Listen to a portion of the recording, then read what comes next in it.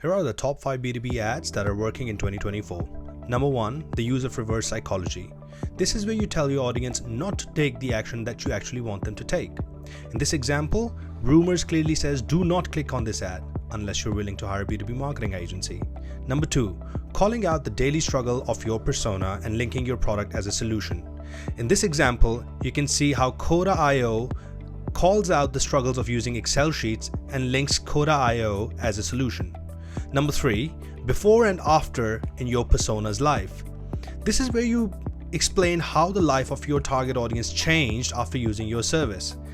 In this example by Rumors, they clearly show how Charlie's life drastically improved after using Rumors service. Number 4, competitor comparison.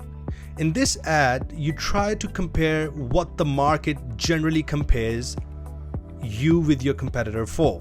In this example, you can see Mailer Crowd compares itself to Active Campaign based on pricing. Number 5, decision-making aid. You have to know what your prospect wants in order to make that final decision to make the purchase. In Rumors example, people are looking for price comparison compared to other agencies and hiring in-house.